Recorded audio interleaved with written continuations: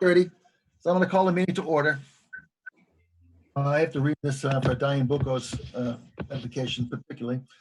This is the Board of Selectmen meeting of June 16th, 2020 at 6:30 p.m. It's a virtual meeting via Zoom. And that it's 6:30 or 6:31 actually, and we're all set to go.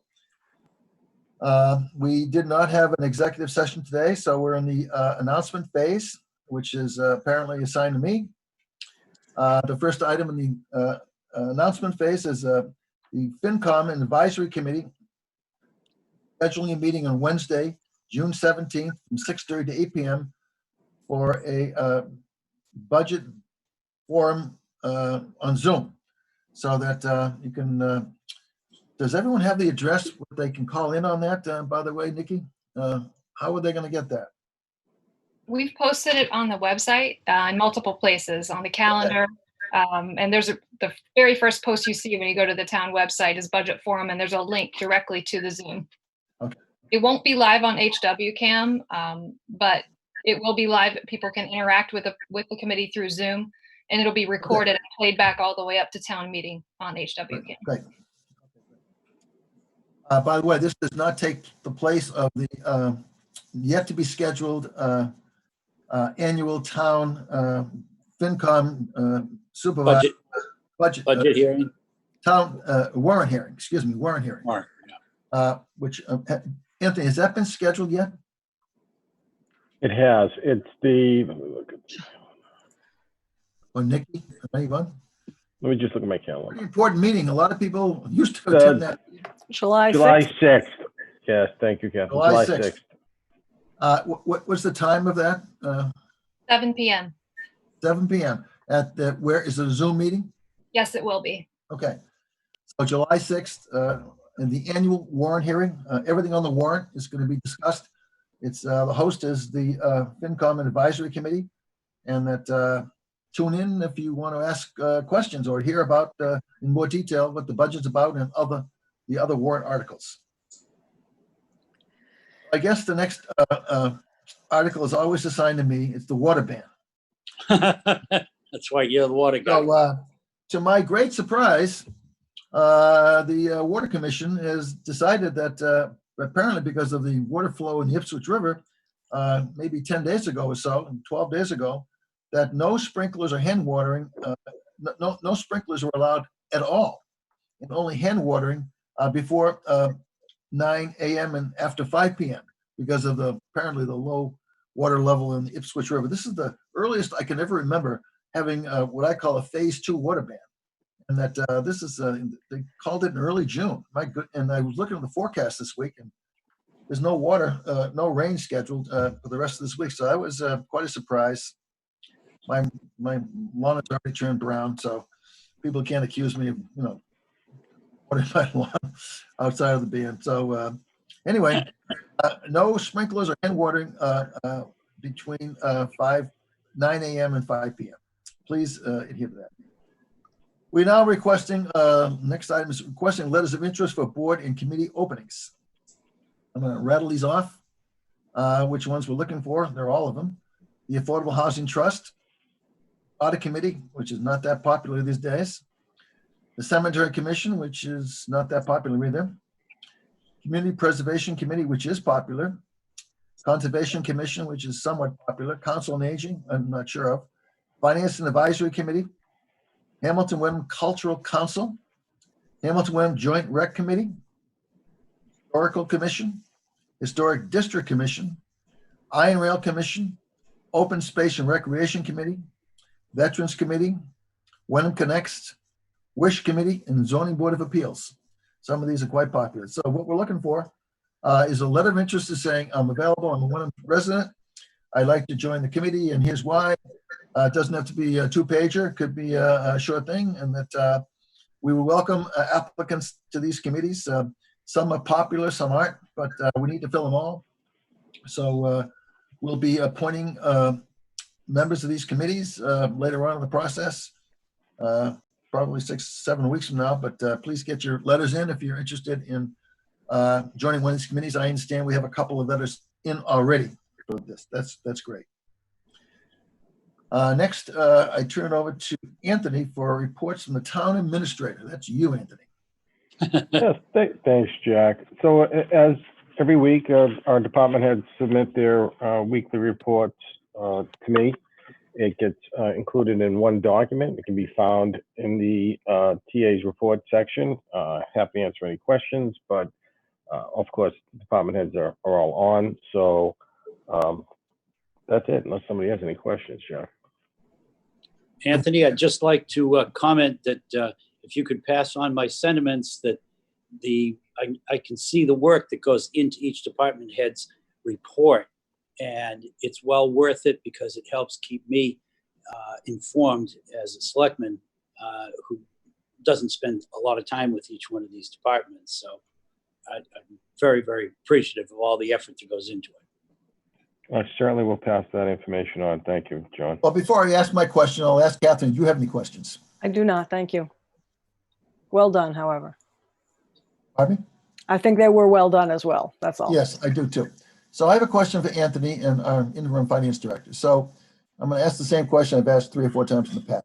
So this is now June 16th.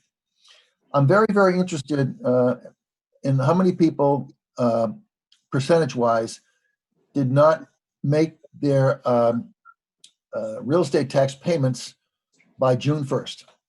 We did. They're all due on May 1st, but we allowed people to pay up to May 30th without interest penalty. And I've been reading a lot in the Wall Street Journal and other articles that a huge proportion of the country are not paying their mortgage payments and their real estate tax payments. And so I'm very, very concerned about a cash flow. I wasn't made aware of a cash flow analysis done recently by our interim finance director, and it was informative. But nevertheless, I think we need more current information on that. And that obviously we rely extremely heavily on our real estate tax payments. And if people are hurting out there, and I'm surprised at the level of unemployment in Massachusetts, and included in Wenham. I was shocked by the Wenham. We need to be aware of that, and that husband our money or whatever. So that if you could ask our finance department to yet again produce yet another report on that real estate taxes and excise taxes as well. Excise tax is important, but not as important as real estate taxes. Particularly concerning, as I said a minute ago, again, around the country, there's a huge percentage, over 25%, we're not paying the mortgage and real estate taxes. So if we have a huge shortfall on that, we're in big trouble. So if you could, Anthony, if you could encourage or ask or tell them to produce that report and send it to all 3 selectmen, I would be appreciative. Yeah, we'll do. Chris is out the rest of this week. His wife had some surgery, but he had updated it last week for FinCom, and my recollection, thank God we're not on that 25% not paying the real estate. We're actually at collections of about 97% the last time he showed me. So we're doing very well in that respect, but he'll give more of an update for the next meeting next Tuesday. I think you could use an update about every, at least once a month, because this could be very worrisome. I'm glad it's not a problem for Wenham yet, but some of the unemployment numbers I've seen for Wenham that are publicized have a dramatic increase in the last 6 weeks. So anyway, I'd appreciate that, because we don't get our money from real estate taxes. We're in big trouble. Will do. Thank you. So again, I'll echo what Catherine said. It was an excellent report by the your people who report to you. So we've already got the letters of interest. Okay. I don't have any particular to report. So I have a note here. Although I think I would want to suggest to my selectmen colleagues that after listening to the last week, actually, regional school committee meeting, where I took a tip from Chairman David Polito, who instituted a new rule for people on the chat line.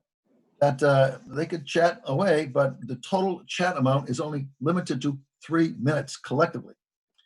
And surprisingly, there was nobody on the wanted to chat in for the school committee, even though they have lots of issues. So I think that perhaps we should relax. Don't chat with us, but I don't know how we're going to do the how we select who. But I think for the next meeting and the subsequent meetings, if the school committee thinks 3 minutes is a good time limit to put on people chatting directly with the selectmen, I'll go along with that. Any comments between John and Catherine on that? Hello? Catherine? Well, I think you know that I think public input is important. I didn't see David Polito's what he wrote or instituted. I think 3 minutes, considering the weight of some of the issues that you guys will be discussing over the next few weeks, is not very much. But in the past, we have certainly allowed public input, but limited it, because no one wants to spend 2 hours, listening to public input. It just is not productive. So I guess my recommendation would be to say, if you have a comment, limit it to maybe 1 minute per person and maybe 10 minutes. I don't know. That's in the past, that's what I have done as chair of either this committee or the school committee. But to say 3 minutes of public comment total, I don't know.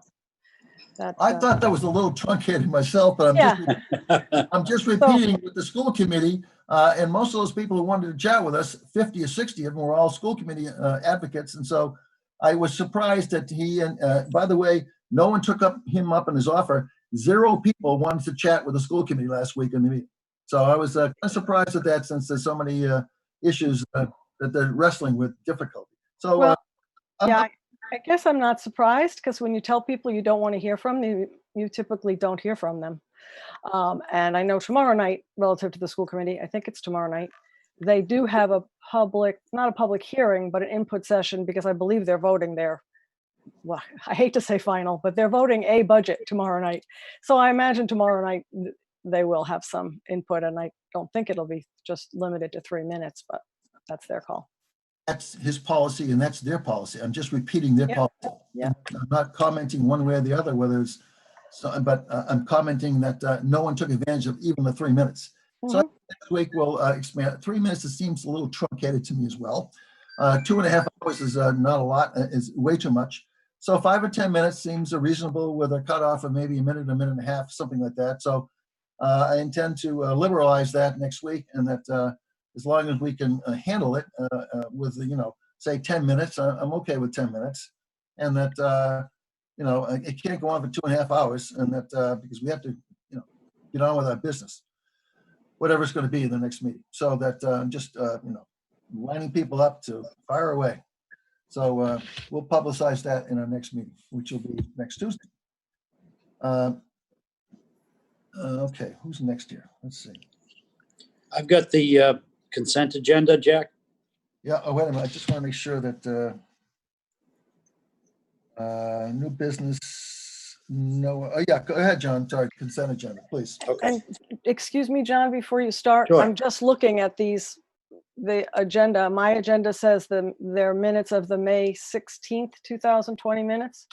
But actually, I think in the packet, now that I look at it, we're approving minutes of the May 19th meeting. Oh, So it's just a change in the motion. The minutes are the Okay. actual ones.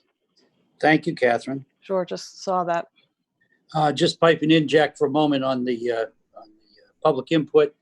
3 minutes is a very short amount of time, so I tend to agree with both you and Catherine that maybe it's a 10-minute limit with a minute per person, depending on the subject matter. Sometimes it's going to be a lot of passion, and other times it's not going to be. So and we're not in front of each other either, so it's a lot harder to control that type of operation.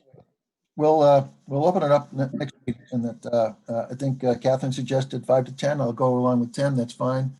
I don't know if it's a minute, maybe 2 minutes apiece. Maybe a minute's kind of short, but whatever.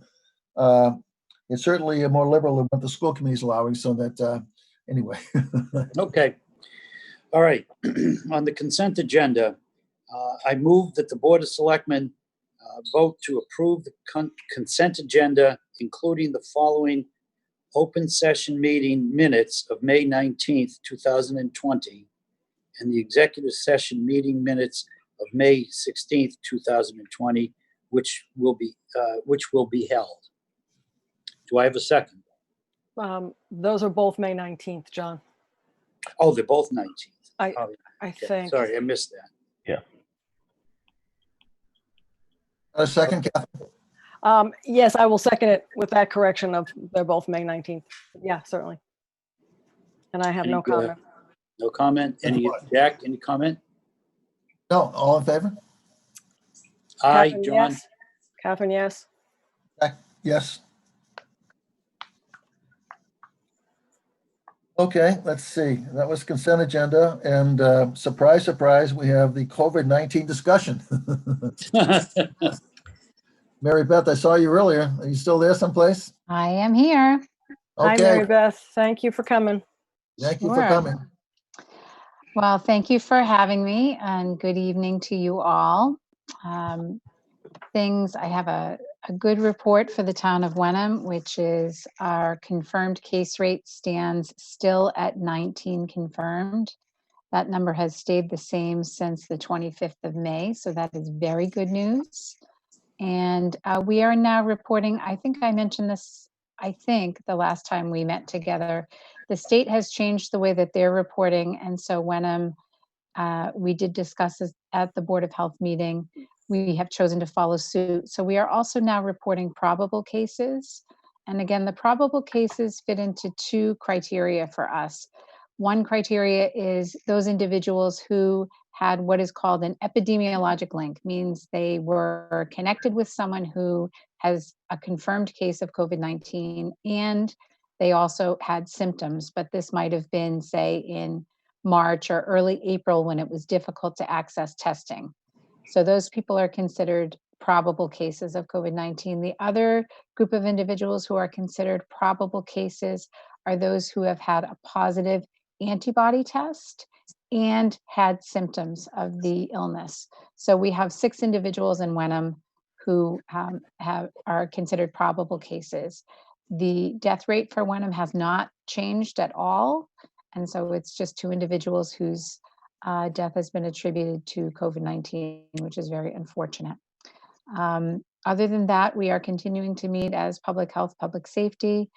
The boards of health, both of Wenham and Hamilton, will be meeting together jointly on the 19th, this Friday, to discuss issues around guidances that have been coming out from the state DPH, so that we're sure we're approaching opening and management of things in a coordinated fashion, like public restrooms and playgrounds and different things, because in phase 2, there is specific guidance as to the responsibilities for health and safety and how to operate things that have recently been opened in phase 2.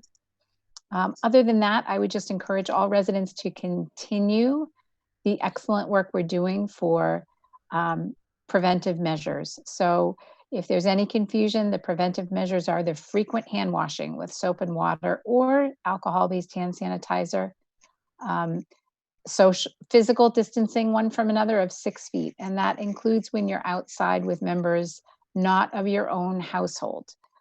If you are not able to be physically distant from people when you are outside, please do cover your nose and mouth with a face covering. And when you're inside, you should obviously be wearing a face covering. So those are the major things that we need to be thinking about. If you're not feeling well, you can stay at home. One other thing that's new from the state that I would just push out to Wenham residents who might be listening, with all of the more recent protests around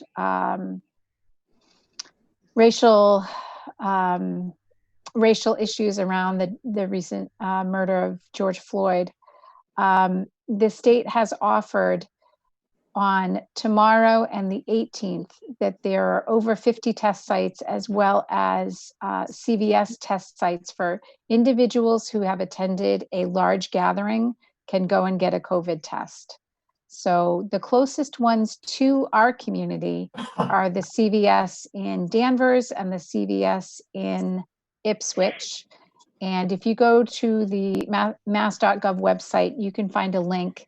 There's a link that the CVS requires you to make an appointment ahead of time. And there's more information there. If you have any questions, you could certainly email me or call the town and I can answer any questions for you. But that is something that the state has made available for the next 2 days for individuals who have been in a larger gathering. Thank you, Mary Beth. John, do you have any questions for Mary Beth? No, I'm glad you're still at the helm, taking care of things for us. And I'm glad to hear the good news rather than more bad news. Catherine, do you have any questions? I think I've asked this question before, but I'll ask it again.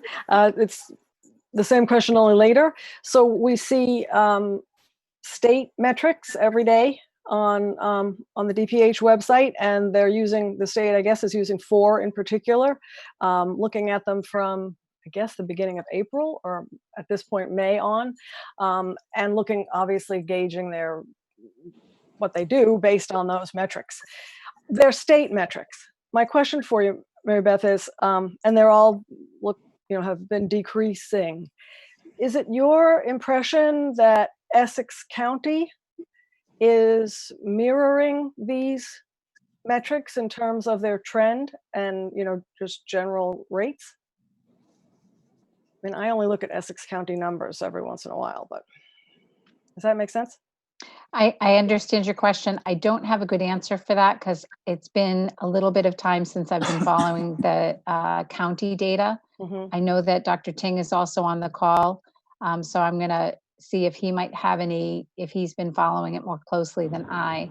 The one other thing I will say is I just noticed in the chat that Margaret Hoffman thankfully updated us that she had gone on to the CVS website and there are no available times at any of the CVS near us, unfortunately. So if you're interested in seeking COVID testing because you've been at a large gathering, do check the mass.gov website to see if there are any other places close to you that you would like to try to seek out testing. Excuse me, I just checked again, and on different days, there are other times available at some of the CVS's near us. Okay. Yeah, so I mistakenly only clicked on one day, and if you give it other days, there are a few openings still. Okay. Thanks. So check the website is probably the best guidance. And if you have any trouble with that, feel free to call Town Hall and I'll be happy to work with you. Dr. Ting, did you have any thoughts about the county data? Guess not. It looks healthy though. Can you hear me now? Yes. We can hear you. All right. So I'm in my car, so I'm just on the phone. The Essex County data is mirroring the state data to some extent. Again, the whole state has a slightly less percent prevalence data than the county, but the trend number-wise, in terms of the slope, is somewhat similar. So, which is good news, obviously, that not only our county is mirroring the state, and obviously Wenham has been pretty flat in terms of the number of new cases for the last couple of weeks, since the cumulative number has not changed since late May. So, which is good news. The concern obviously is now as we're in phase 2 of reopening, as we get to phase 3, as more people get together, they are closely looking at what will happen if numbers would be similar to other states that have completely reopened and have seen a bump up in new cases. That's the part we want to avoid. So I think the governor is going to take a pretty slow approach of full reopening in order to avoid that bump up and increase. Thank you, Dr. Ting.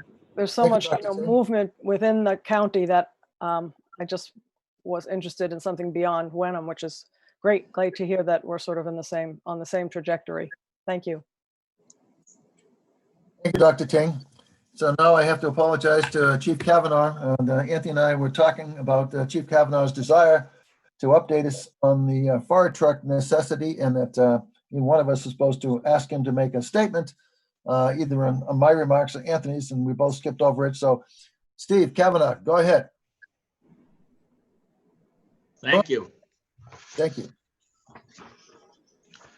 Just to clarify a few things, I've been hearing a lot on Facebook and everything, and I'd like to just clarify quite a bit on this truck. The need for the Wenham engine 4 replacement. The cost to replace engine 4 at this current time would be $475,000.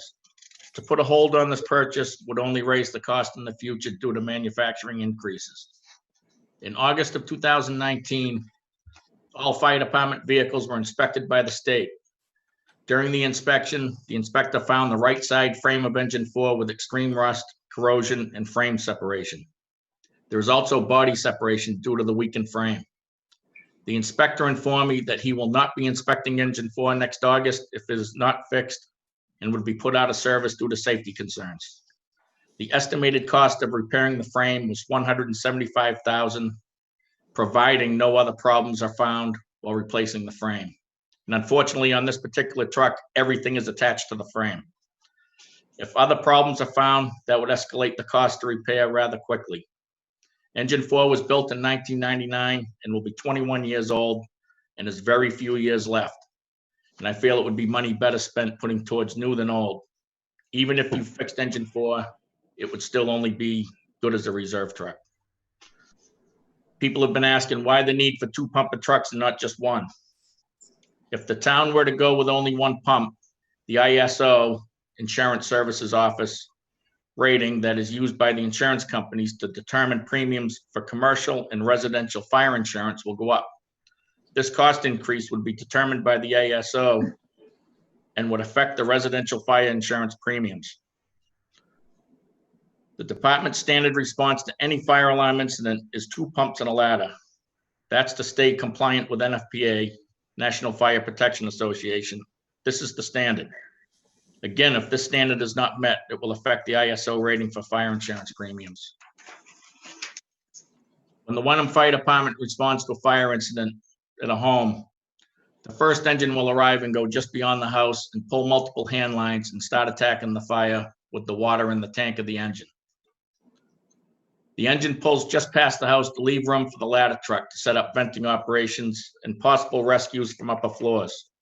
The second engine will arrive and take the nearest hydrant, lay a 5-inch in diameter line to the first engine, and supply water to the scene.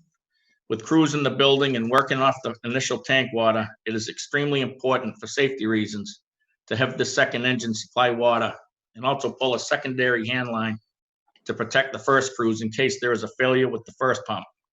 This meets NFPA standard for firefighter safety. The second engine not only provides a water source, but is also carrying much needed equipment to the scene, such as SCBAs, which are self-contained breathing apparatus, ground ladders, lighting, hand tools, thermal imager, et cetera, et cetera. Engine 4 is a vital piece to our fleet. The engine responds to a working fire, motor vehicle accidents, brush fires, Gordon College, highway incidents, Beverly Airport, mutual aid. Engine 4 will also respond to any secondary incidents if we have back-to-back incidents. Engine 4 responded to 104 calls in the last year. 23 of those calls were for mutual aid. Mutual aid, whether we are covering a station or going direct to the fire or being the RIT team, which is the Rapid Intervention Team. It is extremely important to have. Even though we don't receive mutual aid as much as we give, it is important we get it when needed. If the department had to come off mutual aid, it will change the way we fight fires. Most all fires would be fought from the exterior with no interior attack. The engine that the department would like to purchase would be identical to engine 3. Having the same engines, this would make training on the operation of these vehicles easier. Instead of training on 2 different pump panels, it would be all the same, saving on time with training. I believe if the town doesn't support a second truck, it will not only affect the safety of the members of this department, but the citizens of this town. And if any more information, please visit us on wenhamfd.org or call the firehouse, 978-468-5508. We're more than happy to answer your questions. Questions, Catherine? Do you have any questions? No, thank you for that, Chief. Don, do you have any questions? Just one for clarification. The deterioration of that frame, having dealt with many fleets of vehicles, was caused, I assume, by the salt over the years. Yes, the truck, And when it was made was basically made for a southern state, not a northern state. okay, well, there we go. And the new truck that you're looking for is built differently. Yes, has stainless steel, aluminum. It's a very nice piece of equipment. So it'll withstand more than 20 years. It should, yes. Don't make I'm not going to promises. make that comment Don't because I make made promises. that comment. I made that comment to Jack before. Yeah, I could get you in trouble. Well, I'm very familiar with I stainless don't steel. know who the chairman was of the FinCom in 1999, but whoever it was didn't ask the right question. That's right. Well, Yeah. I just replaced a exhaust system on my vehicle that has 309,000 miles and 20 years on it. So stainless steel does last, and the aluminum as well. Thank you, Chief. Thank you very much for letting me talk. Yeah, okay. Thank you, Chief. Keep up the good work. Next, we go to the approval of Deputy Chief Kevin Dinapoli's contract. Okay, I think I have that. I'll make the motion, and then I think I'll ask if it's okay, Anthony, if he has any comments. So the motion is that the Board of Selectmen agree to the terms and conditions as set forth in the contract for Deputy Police Chief Kevin Dinapoli effective June 16th, 2020 through June 30th, 2023. Is there a second? I'll second your motion. Anybody, Anthony, have anything? Yeah, thanks, Catherine. Yeah, so this is, been working with Captain Dinapoli right now over for the past few weeks on this contract. Just some highlights. It changes the title from captain, which is existing, to deputy police chief. There was no immediate wage increase that was associated with this, although he is eligible for his merit in FY20, and he is eligible for his COLA in FY21. There is an additional stipend for accreditation.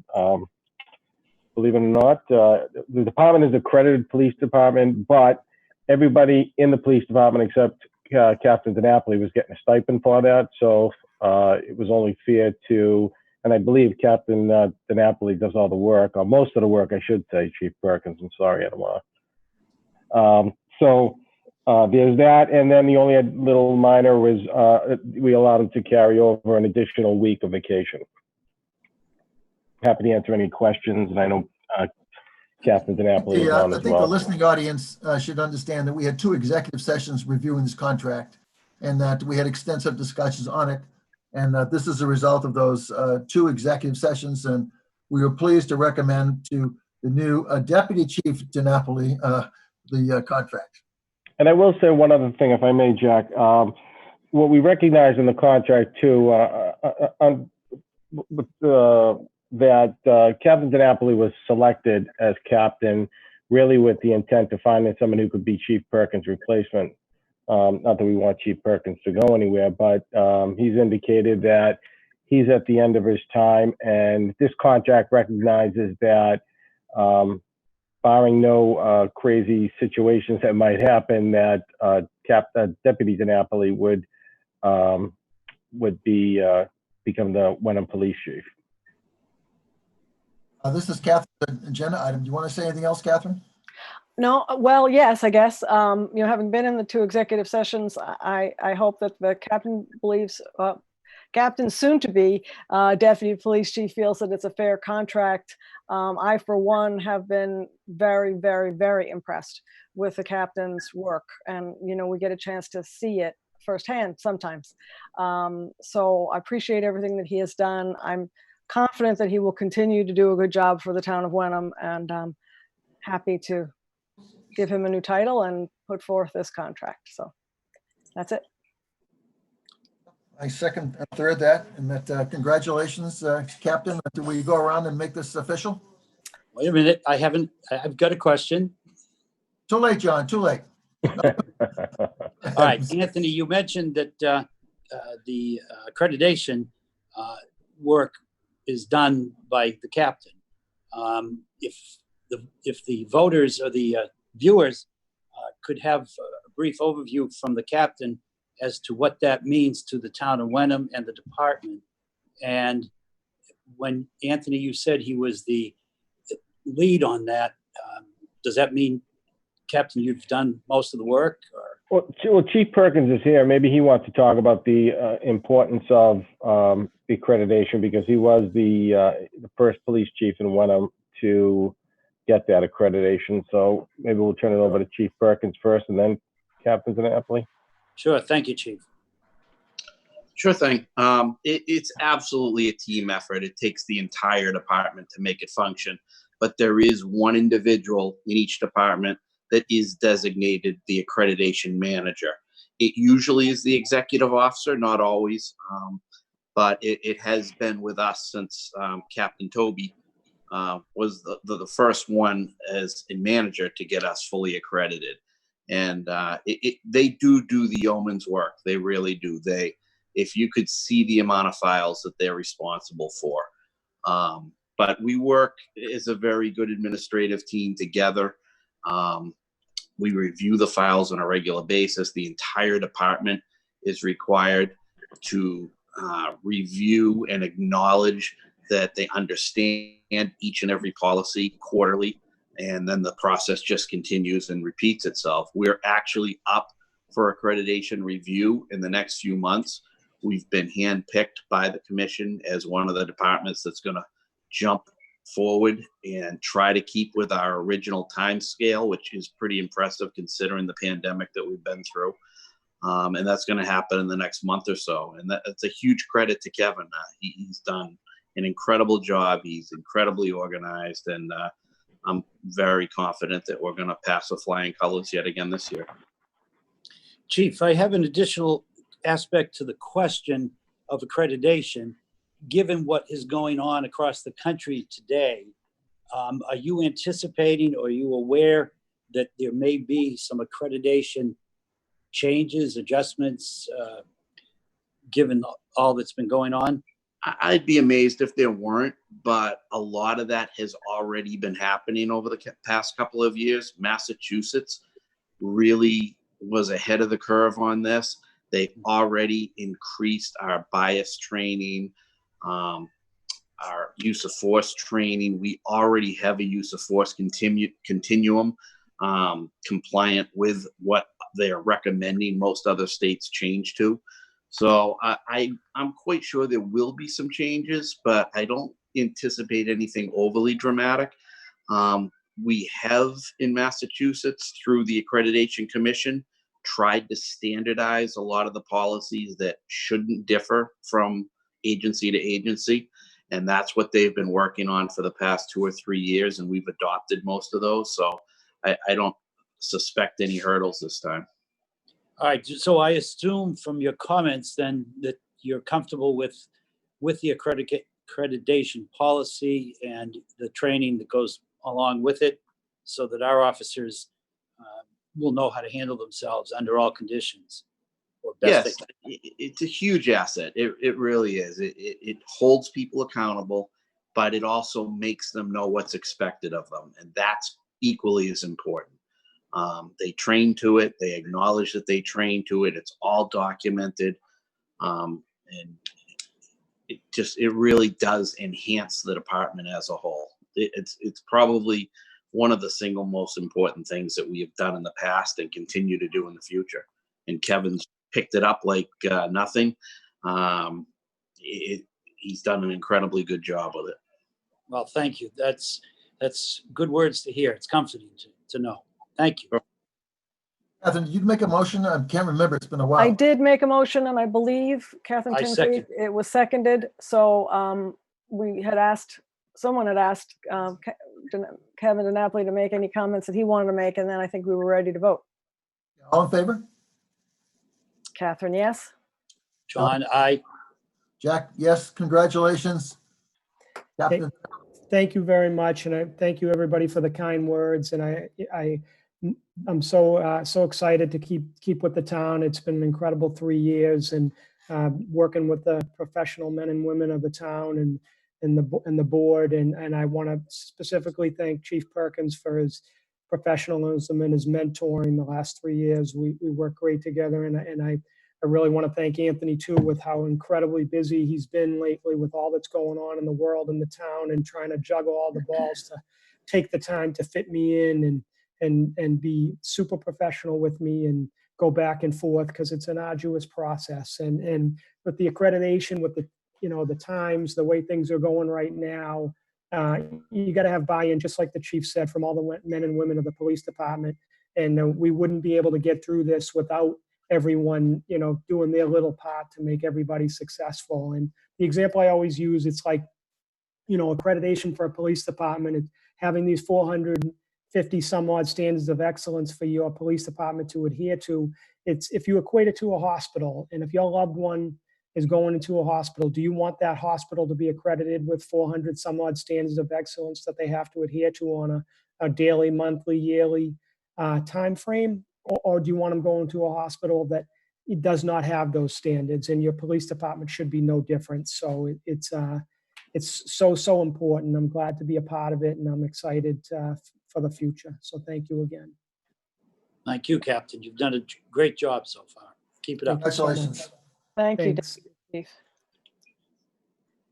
By the way, there are like 850 standards for hospitals, not 450.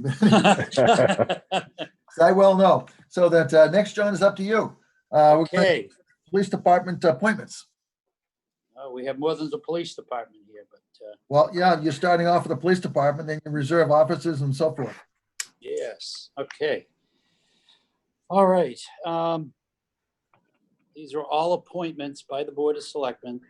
And so I move that the Board of Selectmen appoint at the those on the attached list of names and appointment positions for 1-year term beginning July 1st, 2020 and ending June 30, 2021. And I believe Catherine Tinsley has that list. She'll get it into the records. So we go from there to okay, under public safety. Annual appointments for 1-year term. Police Department, Chief Thomas C. Perkins, Deputy Chief Kevin J. Dinapoli, Sergeant Michael J. Mazis. Mrs. Thank you. Sergeant Christopher J. McLean. Machine. Machine. Sergeant David T. Marsh, Patrolman Amanda L. Cicchini, Patrolman Chad M. Labrie, Patrolman John P. Phillips, and Detective Jason Lacatoni. You have trouble Okay. with your names, John. I'm I surprised. know. Sorry. I'm not my mother. She was the linguist. Reserve officers. Stephen T. Farinado, David R. Ferry, John C. Freitas, Kevin D. Kelly III, Travis J. Neeland, Wesley S. Isidoro, Lawrence M. Nestor, Daniel K. O'Connell, Renee Perez, Michael F. Perry, Brian J. Pratt, Christopher J. Sanborn, Anthony Santo, Richard J. down. Sherry, Scott W. Write Wood. it down. Under Administrative Assistant, Susan M. Hersey, Chaplain Dean W. Peterson, Liquor Agent Kevin J. Dinapoli, Police Matrons Susan M. Hersey and Catherine E. Tinsley, Animal Control Officer Stephen B. Kavanaugh, Animal Control Indigenous, Stephen B. Kavanaugh. Under Fire Department, Deputy Chief and Fire Prevention Officer, Jeffrey W. Baxter. Call Deputy Chief, Daniel C. Sullivan. Firefighter and Call Captain, John H. Joyce. Call Lieutenant Michael J. Binns. Call Lieutenant Gary P. Blaney. Call Lieutenant Thomas D. Curran. Call Lieutenant Christopher J. Jones. Call Lieutenant Sean P. McCarthy. Call firefighters: Nicholas D. Bean, Richard J. Bertoni, Denzel B. Brith, Benjamin P. Blanchett, Jason E. Blaney, Robert Y. Galini, Stephen M. Karatis, Ryan C. LaBeouf, Anthony C. Nicholas, Erica R. Montres, Michael P. Reynolds, Michael D. Schroeder, Chris G. Swinich, Leonard J. K. Tuneberg, William E. Wiles. Under provisional call firefighters, Cooper L. Genodi, Chaplain Reverend Michael Duda, Oil Burner Inspector Jeffrey W. Bean. Okay, we're getting there. Town Officer, Town Officer's annual appointment, again for a one-year term. ADA Coordinator James Reynolds, Assistant Inspector of Wires Dennis B. F. Curran Jr., Eastern Essex Veterans District Representative John A. Clemenzi, Eastern Essex Veterans District Representative Alternate William J. Wilson III, Fence Viewer Angelo P. Solomon, Inspector, I got that one, Jack. Inspector of Wires Robert J. Brown, Interim Finance Director and Town Accountant Christopher J. Holick, Local Inspectors Richard Maloney, E. Peter Swinell, Plumbing and Gas Inspector Kevin Dash, Plumbing and Gas Inspector Assistant David Perrine, Mothworks Superintendent Winslow E. Mulry, Parking Clerk Nicole J. Robeck, Plumbing and Gas Inspector Kevin Dash, Plumbing and Gas Inspector Assistant David Perrine, Records Access Officer Diane K. Bucco, Town Council KP Law, and Treasurer Collector Sherry L. LeBlanc. I will We've got- second. I'll Wait a minute, second. one more. Tree Warden. That's a Winslow. separate motion, John. That's a separate That- motion. That's a Oh, separate it is. motion. Yeah. Okay. So on the first, I'm going to second the first motion, which includes, I think, everything that Jack just read. Yes? John. John, John, sorry. Yeah, I'll second that with a question. Someday I'd like to know what the Mothworks inspector does. I have the meeting tonight. Catherine might have seconded. I'm all in favor, whatever. Yes, I'm in favor as well. John, aye. Aye, unanimous. Now that last one, John. Okay, so Town Officer annual appointment for a 3-year term. Oh, I see what the difference is.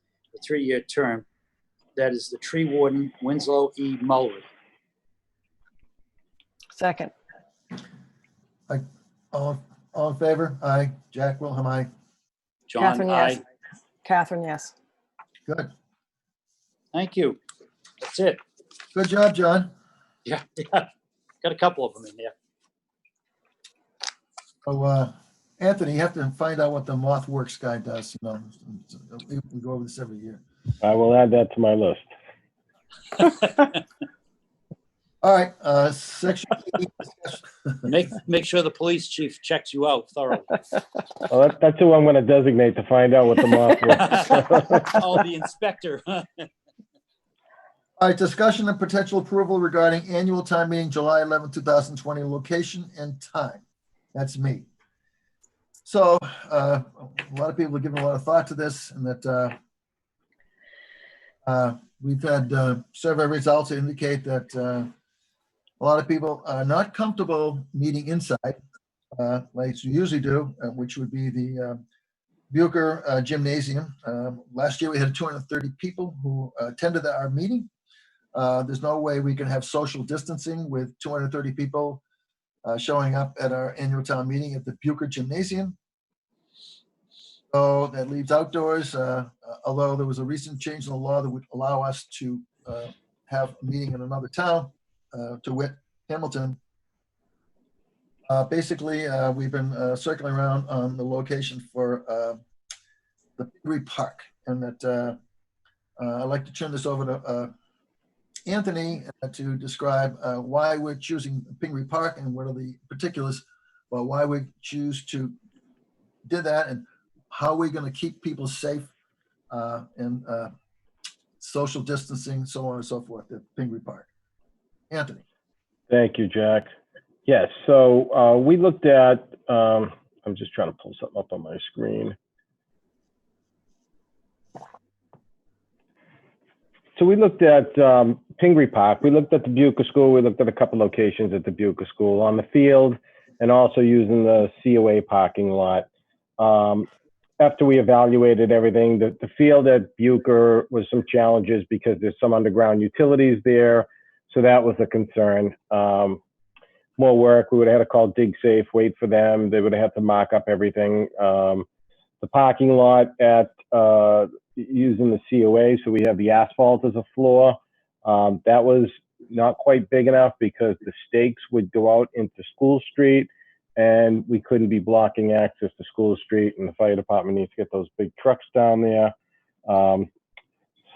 And this was all discussed with our committee, which consisted of Jim Reynolds, who was our ADA coordinator, Diane Bucco, Nikki Roebuck, Jackie Bresnahan, our public health nurse, Mary Beth Ting, and who else am I forgetting? Anybody? Police, fire, Chief Perkins, Chief Kavanaugh, Deputy Chief Dinapoli, Deputy Chief Baxter.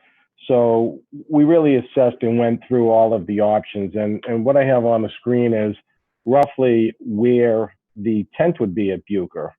And what we envision is we'll park some cars right over here on the field. You mean Pingree, right, Anthony? I'm sorry, Pingree, yes, okay. At Pingree. We'd be parking some cars in Pingree. We'd have some handicap parking probably around here. Jim thinks we need about 7 or 8 spots per the size crowd we have. On Porter Street would be a drop off. So folks that don't want to walk across the grass or getting dropped off the town meeting, they could come in that way. And we have the bathrooms right here that are ADA accessible, which we'll have open. We have a large tent. We have a floor. So you'll walk from the asphalt of that walkway or that access road into a tent that will be, I think it's a 20 by 20 entry tent where town clerk will be set up to select, to check people in. They'll be distant apart from each other. We will use some shields. She has face shields for them and the proper PPE. We'll also use some of the plexiglass shields to protect staff, or poll check-in checkers. The seats will be all 6 feet apart, and I'll show you another picture that we have of that, how the tent will look. Oops.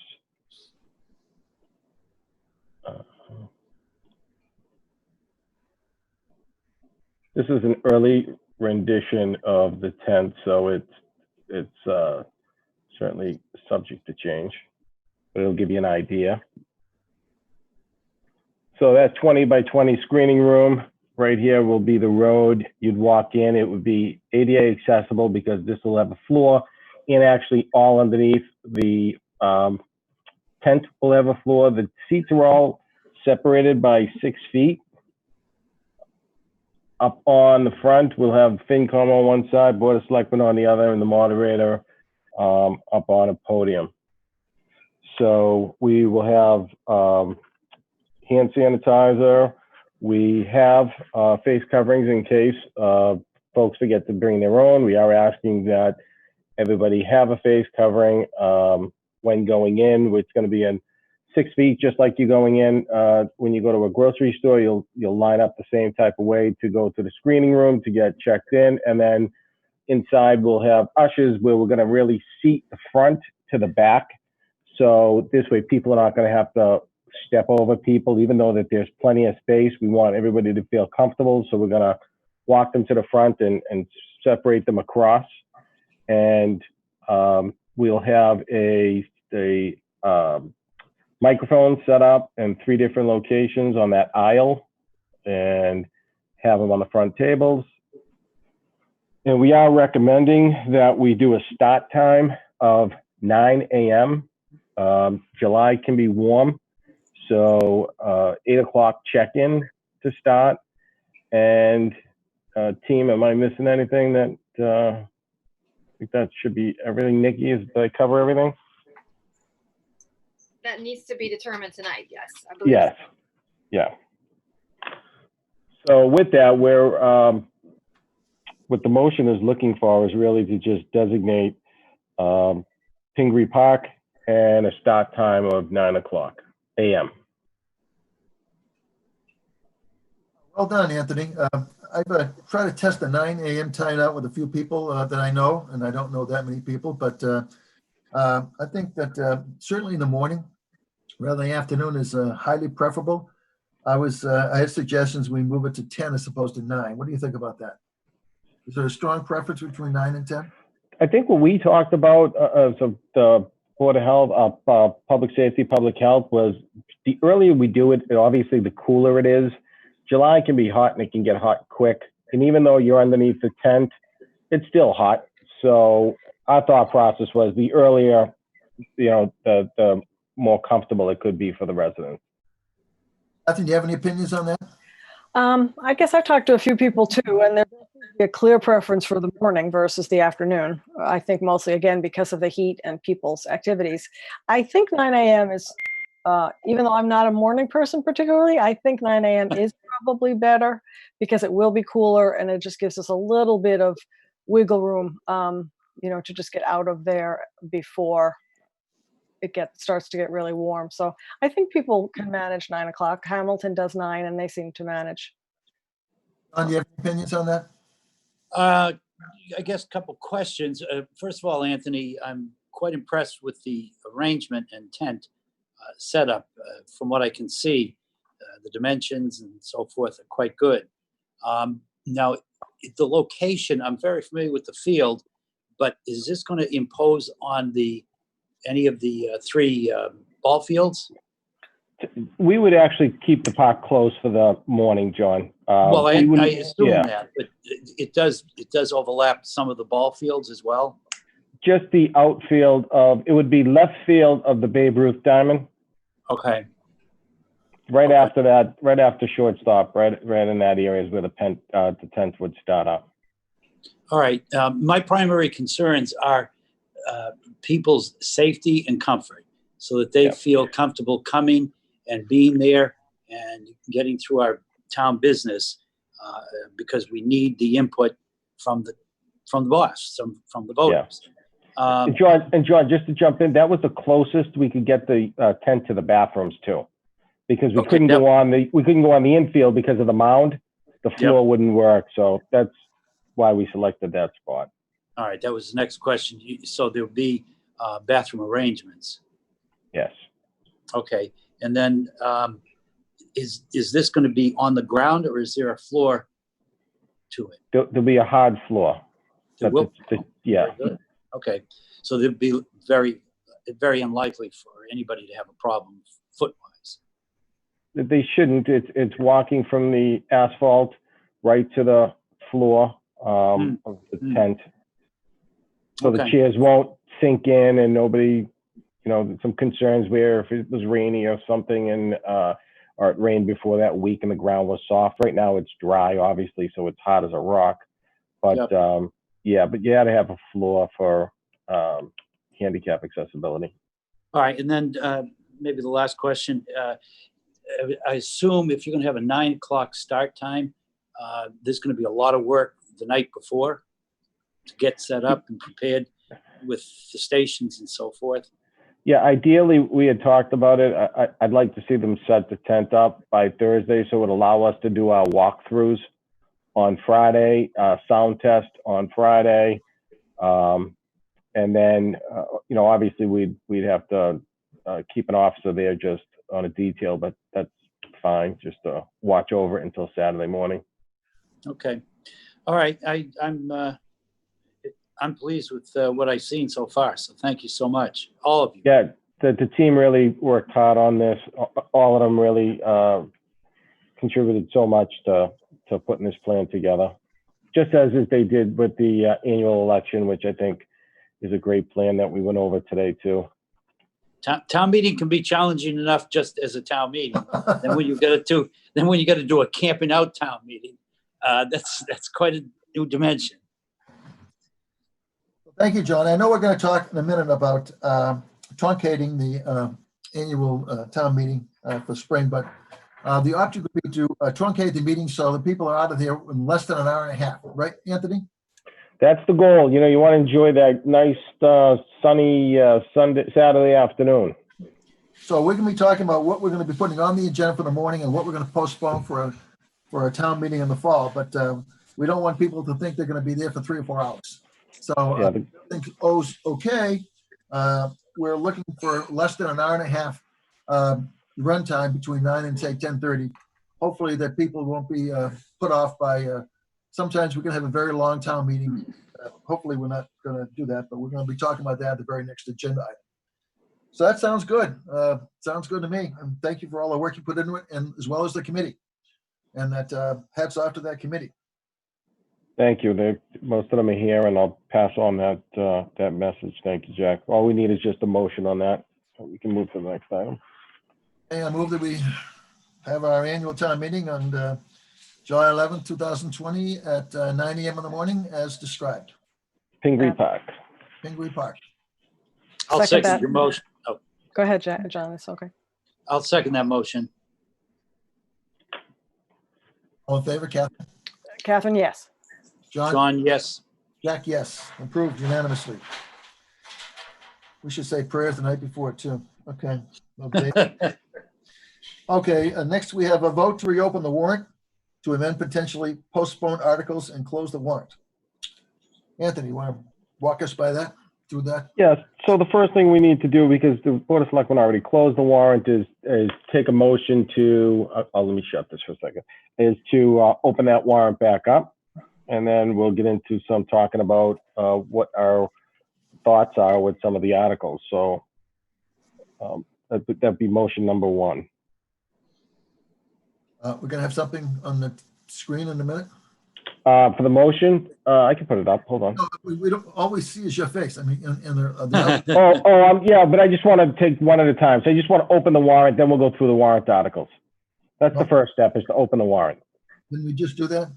No. No, you voted on the location, I think. Right? All right. Yes. I move we reopen the warrant. Pursuant to MGL Chapter 39, Section 10, to reopen the warrant effective for Saturday, July 11, 2020 annual town meeting is the motion. There you go. Second. Second. All in favor? Aye. Aye, John. Catherine, aye. Aye. Okay. So now there's a chart up here with 3 different scenarios. Obviously, pre-COVID, we had 21 articles. We had 4 items in the consent agenda. So what our recommendation is that we just deal with the financial articles, and I think we've talked about this at maybe throughout the last several weeks, that we just take up the financial articles, which is listed in the middle section here. That's the after COVID. And we postpone the articles to the right, which is free cash for one-time capital. Part of the reason why, even though that's a financial article, we believe that in the event that we need to shut down the state again, that the governor did that, and we had the economy started going down again, that could be some of those items that we could postpone and not do for this year. So that's why we held off on that if we needed to make up surplus of some revenue. Transfer of the water surplus for the SCADA system, the recodification of the general bylaws and zoning bylaws. I know that a lot of work has been put into this, but it's something that could generate a lot of questions because it's new. So we're recommending we postpone this till the fall. The demolition delay general bylaw, meals tax, room occupancy tax, and then the citizens petition. I spoke with the petitioner, Patrick Waddell, and normally that would have to stay in the annual town meeting because that's what the law calls for. I asked Patrick if he would, for the sake of moving this town meeting along in July, if we could postpone that until the fall, and he said fine if the selectmen would insert that, and so that would be great to do that. So that's I don't know if there's any comments on that right now. Comments, Catherine, begin with you. I agree with the motions and the number of motions and what we would postpone. It all makes sense to me. I think I'll have some questions later when we talk about the order. And I think we're going to talk a little bit more about the consent agenda part of it, or not. But I think you said that those 4 red items would be included in a consent agenda. That's correct. I'm other than asking my questions later about the order, I'm fine with that. I think we will have covered everything that's really critical to get done so that we can move forward running the town for the next few months. And we've had good reasons why to postpone the articles on the far right. So I'm fine. John, comments? So far, it looks good. I agree with Catherine that the order may need to be discussed a bit further. And the only other item is that we're looking to amend Article 3. And Article 3 is the override for the town. So just to refresh everybody's memory, prior to COVID starting, we talked and we said that, you know, we needed an override for the town for level services, and that number was $361,640. COVID hit, we needed to relook at our budget. So we've made budget adjustments where we reduced our revenue projections by $300,000, which included a 25% reduction in state aid, a reduction in excises and excise tax, and other local receipts. So, and then we made some reductions in our budget. There was projects now that, because of COVID, which is going to be with us clearly through the calendar year, and it's just not going to allow us to attack some of those projects. So we just decided to postpone those and hold those off, and we'll deal with it next year if it allows us to. So we reduced we reduced our revenues by $300,000. We made a lot of cuts, and really we are at bare bones in the override dollar amount that we're amending in Article 3 is $237,924. So that's down from our original ask of $361,640 and making that $300,000 revenue. So that was a real difficult to get down there. It really doesn't leave much. We are at bare bones with that. Any other comments? I think I'm going to make the motion. I'll pause for a second if there are additional comments before I make the motion. So I'm sorry, what's the next motion that we're going to be asked to vote on? So you'd move that the Board of Selectmen vote to amend Article 3. Okay. The middle column, Catherine, the middle column. Yeah, I Yeah. just wanted to make sure we were doing 1, 2, 3 in that order, because I was going to say before I'm ready to close the warrant, I'd like to talk about the order. But if we're voting on 2, I'm good with that. So thank you, Jack. Well, I'll let, the I'll order let is- you go ahead and make the motion. Catherine, the order is actually on 3, E3, but that's fine. Well, I guess my question is, should we finalize the order of the warrant before we close the warrant? Or does So it not actually, matter? in the middle column is the recommended order that we're suggesting. And what we did is, this is going to be obviously people, what we found out from the survey of people concerned, regardless if we had it inside, if we had it outside, people are concerned about the virus and being in crowds. So our goal is, what we did is we pushed the school debt authorization to Article 12. So this way, we don't have a group of folks that are just interested in the school budget getting up in the middle of our town meeting and then making other people feel uncomfortable. I think that if we do this and everybody just waits the additional, I think not that long a period of time, that everybody will stay put for the hour and a half, and then we can safely have a plan to get everybody out without everybody just getting up and coming together. Because we're gonna, just the way we seat everybody, we're gonna also dismiss by rows. So we really want everybody to stay for all of town meeting. And like Jack said, it was, we're anticipating an hour and a half tops on something on this with the truncated warrant articles. So that was our justification for that middle column and moving the school debt. I don't want to cut off debate, but let me read the motion and then we can continue to talk about this if there's more questions. So I move that the Board of Selectmen vote to support the following articles in the July 11, 2000 annual meeting warrant. Number 1, budget, it's the middle column. Budget appropriations, levy limit, use of free cash to balance the budget, operating override town, operating override loose leaf, operating override school, town debt authorization and exclusions, fire truck, cemetery trust fund acceptance, cemetery maintenance fund, maintenance transfer, water reserve fund transfer, 35,000. Chapter 90 acceptance, CPA appropriations, and lastly, school debt authorization and exclusion, fiscal 2021 capital, just like it says in the middle column. That's the motion. Further discussion. I'm going to second the motion, Jack. And the discussion I have is, though I've only seen this for a few minutes, it appears to be quite well thought out. Thank you very much, Anthony and Jack. Anthony deserves most of the credit. And along with his team, by the way. This is a team. That's right. This It really not- is. There's no iron team. There's no iron team. So that he had 5 people helping him, and that I think he did a good job. Catherine, do you have comments? Yeah, I'm still a little confused, but anyway, relative to the order, I hear what you're saying, Anthony, and I think I actually think in this meeting, from a safety purpose point of view, it's important for everyone to stay put until it's done.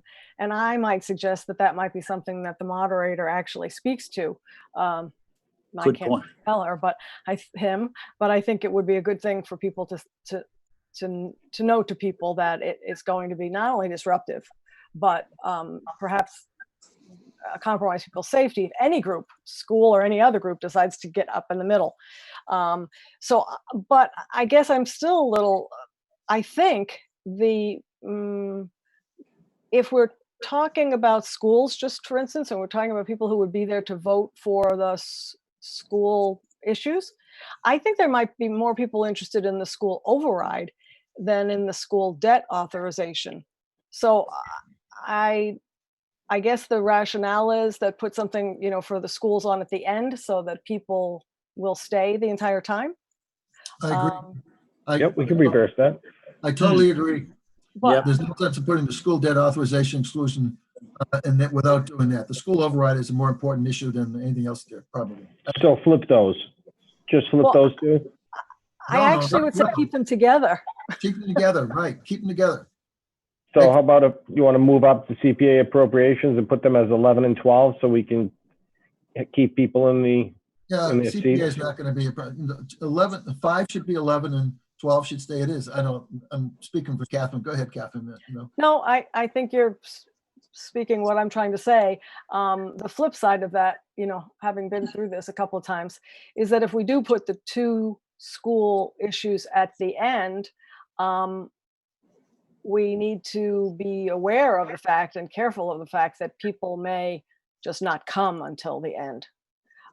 So well, I guess if I were actually going to hope that people stayed, I'd put the school things, in the middle, so that folks pretty much who have school issues would stay, not be able to judge necessarily where it is in the middle. If we put them at the end, I think it's a little risky sounds. It's not exactly the word I'm looking for, but I'm just looking for overall equity. So I do think they should be together. Both school issues should be I together. do too. I And do I too. just would put them in the middle, I think. I'd have an override school debt authorization and exclusion, and then town debt, and then the consent agenda, and then the CPA or the, I'm fine with any of that. But although, if people want to come late, they're going to have to really be careful, because who knows, we could zip through the first 5 or 6 items in 20 minutes.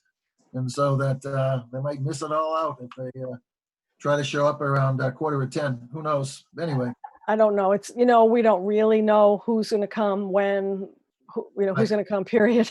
But No, but an hour and a half program, I mean, you sit still longer than that just for the news at night. right. so Kath, do you have a specific recommendation? Yeah. Again? Yes. So my specific recommendation is to leave 1, 2. So we're talking about the middle column, to leave articles 1, 2, 3, and 4 and 5 as they are. To make Article 6 the school debt authorization and exclusion FY21 capital. Okay. To make Article 7, so now I'm just going, the town debt authorization and exclusion, fire truck, and then continue with the consent agenda and the I'm CPA. fine with that. I'm fine with that, John. I like the way you discussed it earlier, Jack, putting the school issues at the end together. I don't have a strong opinion, really. Catherine's suggestion is fine. My suggestion was fine.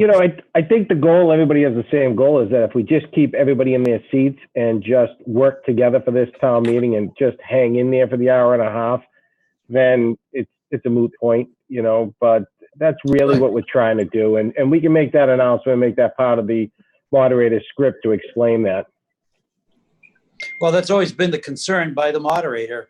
I can't tell you how many times Paul railed about the departure of a group of people just because their issues came up. And so putting them at the end, to me, seems to make the most sense if that's going to attract a lot of folks.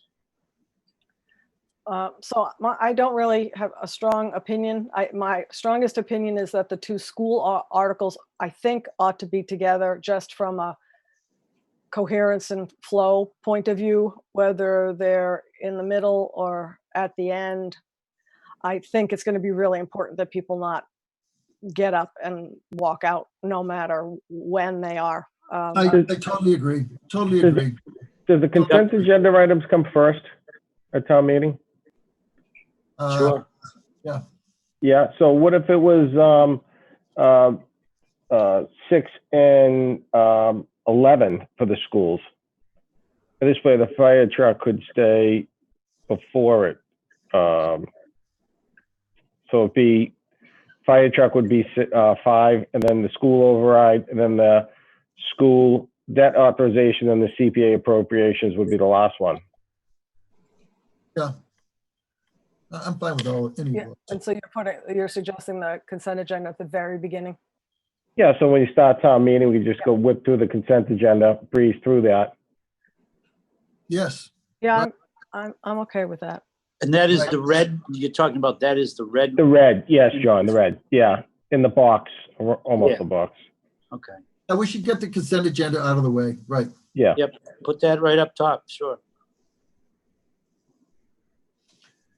Okay. You taking good notes, Anthony?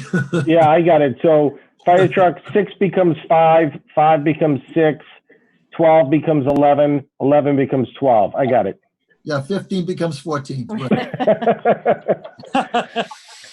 And then All right. postponing, Jack, and then postponing those articles to the right until the fall town meeting to just Yeah. add to your motion. Yeah, okay, yeah, please, yeah. So Articles 1 through 8, postpone articles to the fall, yet to be determined, date to be determined, fall time meeting. Do I have a second on all that stuff? I'll second.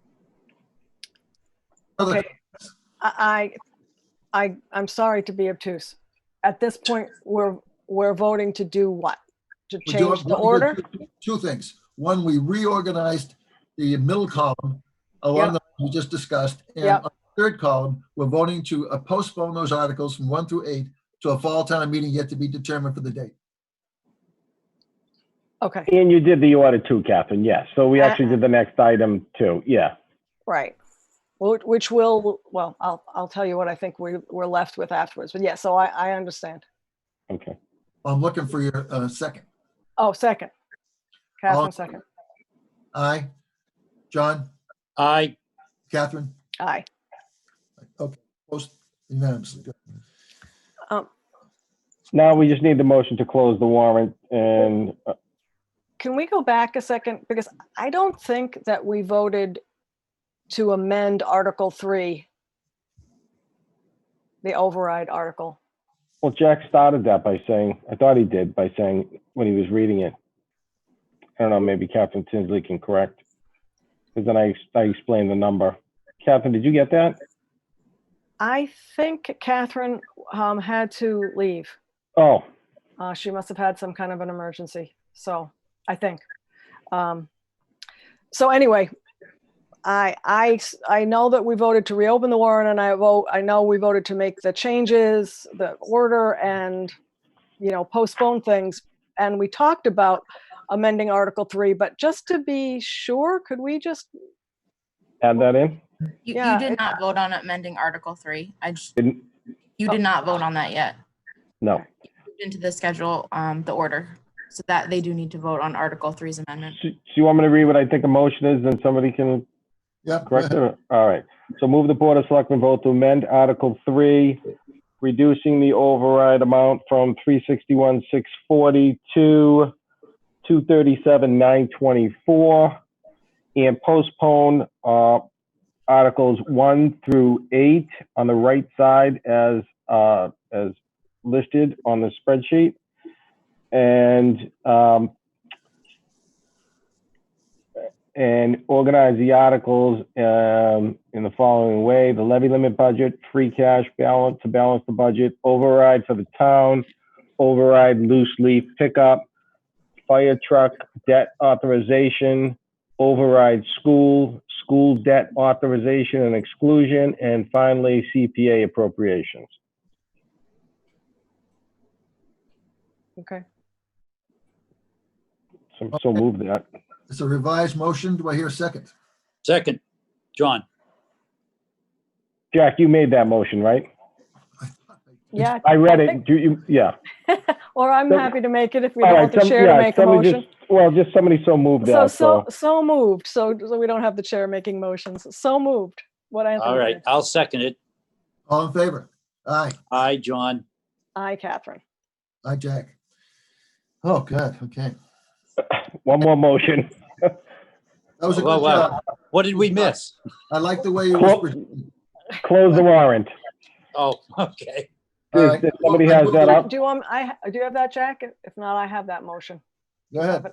I move the Board of Selectmen vote pursuant to MGL Chapter 39, Section 10, to close the warrant for the Saturday, July 11th, 2020 annual town meeting, and to direct that the constable post said warrant forthwith. Love that word. I'll second your motion, Catherine. All in favor? Aye, John. Aye, Jack. Aye, Catherine. I meant to say any further discussion, but Well, we did a lot of discussion, I think. yeah, right. Good job, Anthony. That was complicated. So the last thing, Jack, is we can skip over E3. And if you want to tonight, the board to adopt article recommendations, the FinCom has already done so. And we are going to print tomorrow. So if you want that included in the warrant book, then Okay, I'll ask my colleagues again. Okay, what's your druthers? First. I'm happy to, there are not that many articles anymore, and we've talked about them. I'm happy to vote our recommendation tonight and have it be printed, at least for, anything that we can. I think I'm ready. I'm ready. Yeah, me too. all right. So first article is the levy limit budget article. The FinCom voted 5-0 for that. Okay, So this is a motion to recommend favorable action for Article 1. Is that what we're doing? yeah, Okay. I guess I just made that motion. you did. I hear a second. Second. All right. All in favor? Aye, John. Aye, Catherine. Jack Wilhelm. Article 2 is free cash to balance the budget. FinCom had voted favorable action 5-0. So This is just a transfer of free cash to be used to balance the budget. Yeah, we all know what this is about. Yeah. So our motion would be to recommend that the Board of Selectmen recommend favorable action on the free cash article, Right, use of free cash article. right.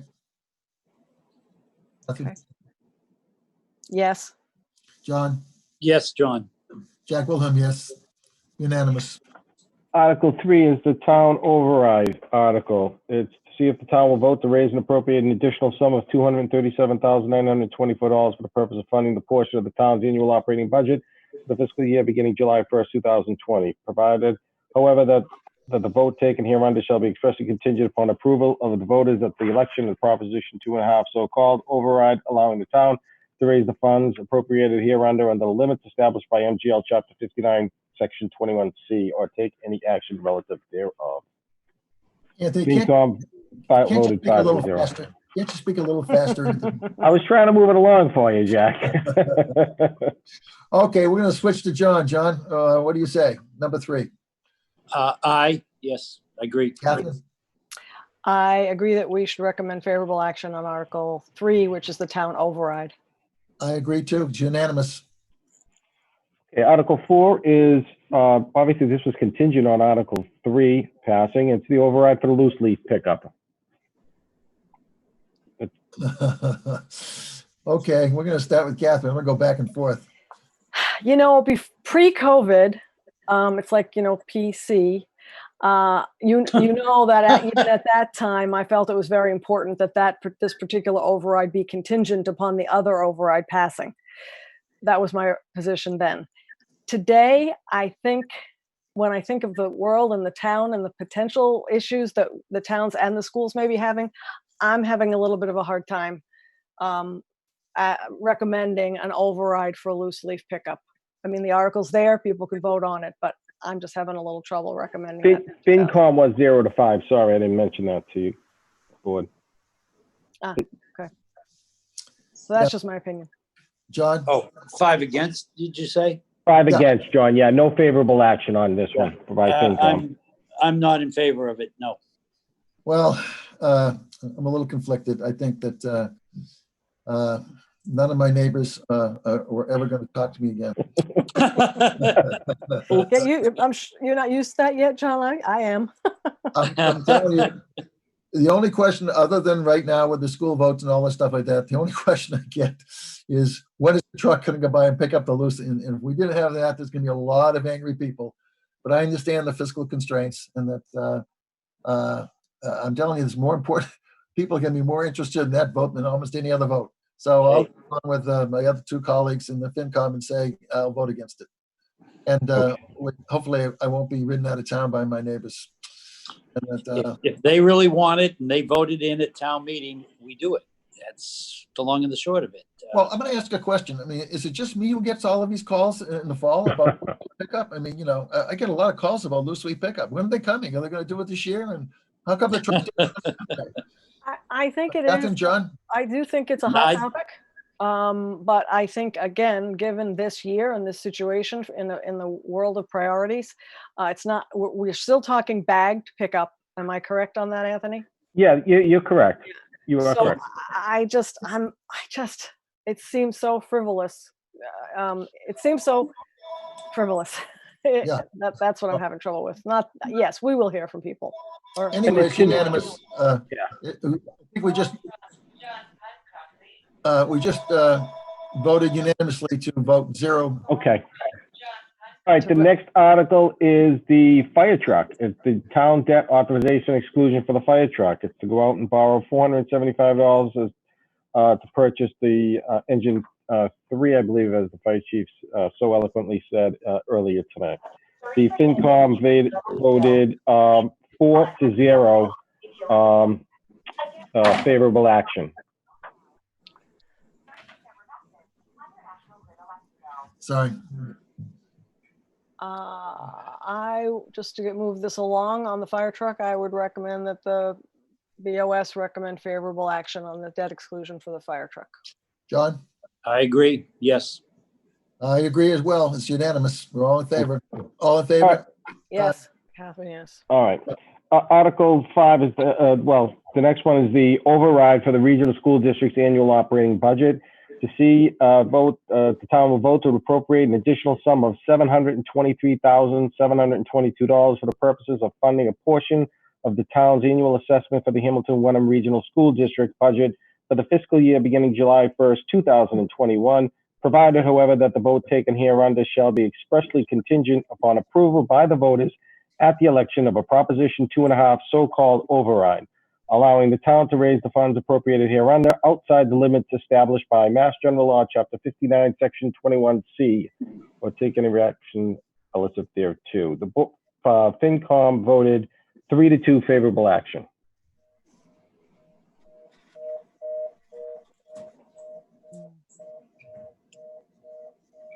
This is a very hard one for me as well. This is a sort of even pre-COVID. I think that the school is probably in a very extremely difficult financial situation. And the most difficult part about it is that they don't really have any idea what it is. So that said, though, the contents of this particular override, I'm not sure have really been revisited since COVID. And if we were going to do an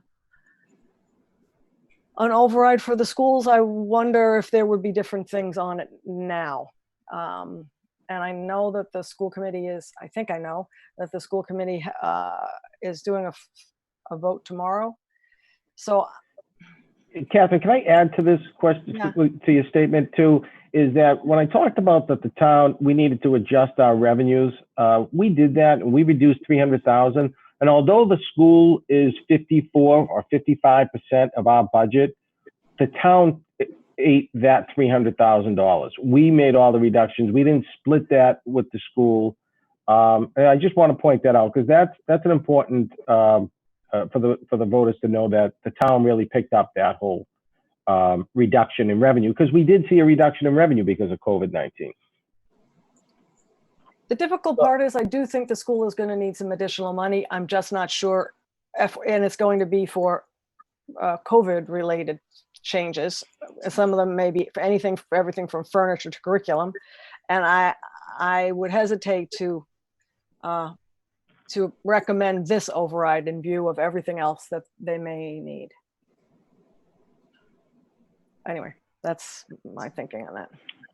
And just another, Michelle just wanted to put in the chat, and I just want to share that they did reduce their Chapter 70 by 20% on the recommendation of Brad Hill. At least that's what's being talked about. I don't know if it's voted on, and that comes to $1.27 million.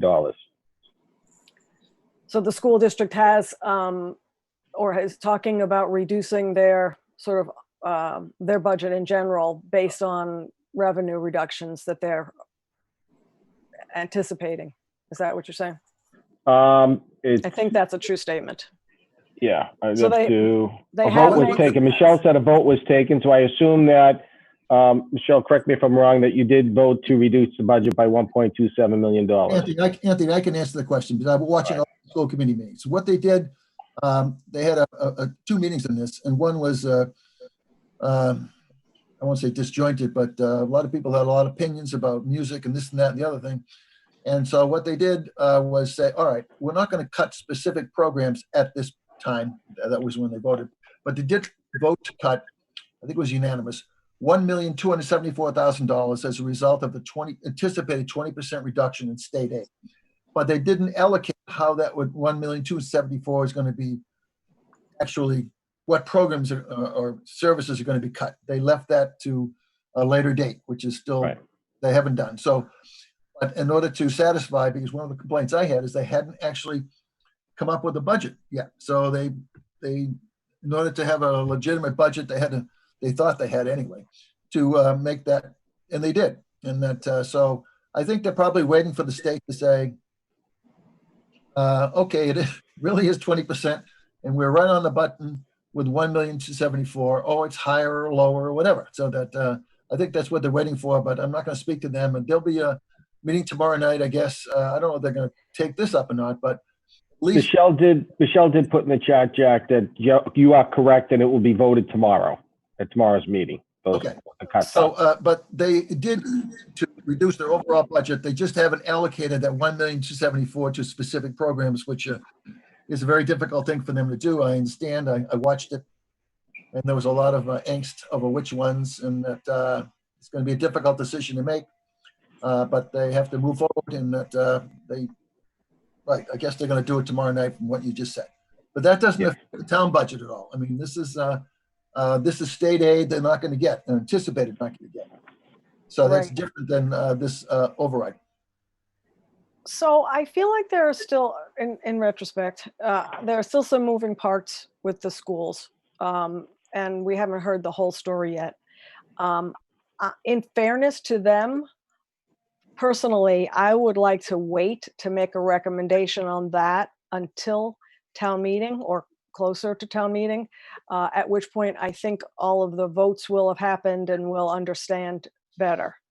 Because it does seem like there's still some information they're going to talk about. There are still a couple of moving parts. I don't want to say no and then have them vote something that I might have said yes to. Jack, if you don't mind, Catherine, let me add something in here that might be of value. I am definitely not in favor of it, but for all the financial reasons I said in our last meeting, and that is that we are in a very critical state and we do not know a lot of the moving parts, as you put it, Catherine. I think you've got a great insight there. And then tell me why, Anthony, we couldn't entertain something more for the schools if we have an additional town meeting in the fall sometime, if things were really dire. Yeah, I'm confused, John. What do you? In other words, we don't have an agenda for the fall town meeting. If there's going to be a fall town meeting, why couldn't if there was a severe situation with the schools, have them entertain an additional piece of budget or override of some sort? Well, because both towns would need to approve that before December 1st. So well, there's a lot of time between now and then. Yeah, there's some moving parts. So that's up for the school department to come back to us and if something changes and go back to both towns. Yeah. Right now, the last thing I ever want to do is micromanage the school budget and how they deal with it. It's nothing I ever want to get into because it doesn't make any sense. We either can afford it or we can't. And I'm saying at the moment, there are too many things that we don't know. And I'm saying I would not offer a support for that until we know more. Okay, so my turn, I guess. And that, by the way, was that no, John, by the way? Yes, it's no. Yes, it's no. Yes, it's no. Yeah, I think Catherine made some good points. And I guess we can always change our votes tonight prior to town meeting. It's July 11th. This is June 16th. But right now, I'm going to vote no. And that I think it's a lot of money, and that I'd like to see some movement on part of the school committee to address this big override. And that I'm sympathetic with them, and I've got a lot of emails. So I think if I've got it right, it's 2 no's and 1. Shall I call it an abstention right now, Catherine? How would you Well, like? I think it would have to be an abstention, although that wouldn't be my preference, because if I had to vote, I'm not really ready to vote. I'm not ready to vote no right now, and I will not personally have another opportunity to vote. So I will abstain on this one, just recommending favor in terms of our recommendation. 021. Okay. Wait a minute. That's an abstention, right? It's 2. It's an abstention, yes. Okay, yeah, okay. There you go, Anthony. All right. The next item is the school debt authorization and exclusion. One for me. Let me begin with Catherine. I began with John last time. I'm trying to move it back and forth.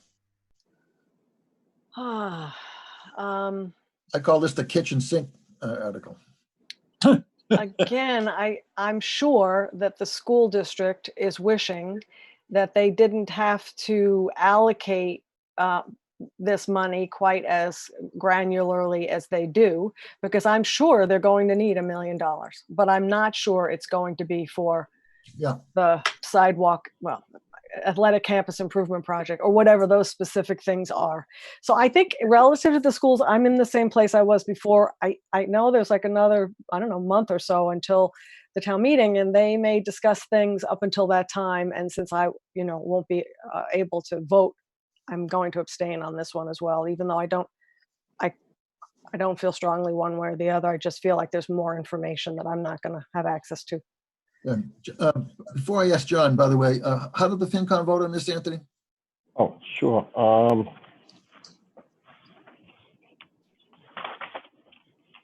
recall. Sorry, I'm grabbing it. Of course, it's on the last page. 400. 4-0. Yeah, 400. Favorable action. 400 favorable action? Yes. Was somebody abstained or didn't show up for the meeting or what? Alex doesn't vote on borrowing articles because of his job, so he abstains on. That's why the fire truck he did as well. So did he abstain or recuse himself? Jackie, was it recuse himself from those? Alex recuses himself from vote and discussion. Yes. So that 400 is correct. Okay, that's an abstention with Catherine. John, what do you say? I'm not in favor. I'm not in favor either. So that's 1 abstention and 2 no's. Okay, and the last one is the CPA appropriations. That should be easy. John, we'll start with you. Sure. Question, Anthony. What It was is 5-0 on the FinCom. Sorry, 5-0 on the FinCom and 8-0 obviously on the CPC committee. Oh, okay. Question, what is the matching percentage at this time? Jackie, would you happen to know? Did I see a 12% somewhere or something? 14? We've currently 19. budgeted for fiscal 21 with 13.8, and that's projected. And as a 3% community, we may see more in the second and third rounds, because to date, the CPA trust fund is still seeing normal to better than normal revenue. So at minimum, we'll meet our 3.8% that we've currently budgeted for fiscal 21. Thanks, Jackie. So I'm in favor of it. I've got reservations, but I'm in favor of it. May I make a note on the CPA articles, please? Sure. So it looks like you're only talking about the CPA, the revenue allotments and the administrative. So I just want to remind folks that we have all of the projects as well. So the CPA will have to be taken, either you can recommend the whole CPA article as written, or you could go through each of the individual ones. But I just want to make sure that the board is aware of that before they start to vote. I'm in favor of all of them. Really, it's Yeah. town debt is a huge portion. Who would want to vote against that? Yeah, that's right. That's where the rubber meets the road. If eight people in the CPC think it's take favorable action, and they have a lot of discussions, and that if they think 8-0 that they're in favor of it, I'm in favor of it. Yep. Same here. Catherine? So, yeah, I think so. I think we're talking about 1, 2, 3, 4 different sections. Yeah. Is that right, Jackie? And if that's the case, Anthony, I agree. I would recommend favorable action on all of them. all of them, including the first one, which is, the allocation of funds. Yeah, FinCom did too. 5-0. Yeah, question down the road is, do we continue tax people an extra 3% for this stuff? And right now it makes sense, but it might not make sense in 2 or 3 years. But right now it does. Still makes sense. Yep. Not as much as it did 4 or 5 years ago, but it still makes sense. All right, what's up? What's next? I think a motion to adjourn. Oh my No, God. they have to. Did What? they do the consent articles? Oh, I'm sorry. We skipped over the consent articles. Yeah, you 'cause breezed right through those. sorry, consent articles. I would assume, Jackie, FinCom voted favorable action on all of those. Just looking through them. Yeah. 5-0 on all. 5-0 on all of them. So the consent agenda items, the cemetery trust fund, cemetery maintenance fees, water and sewer transfer, and Chapter 90 acceptance. Do I have a motion on that one? I recommend favorable action on all of the items that will be in the consent agenda. John? I'll second your motion, Catherine. And I'm in favor of all as well. All in favor? Aye. Aye, John. Aye, Okay. Catherine. Aye, Catherine. Now I have my favorite motion of all. I move to adjourn.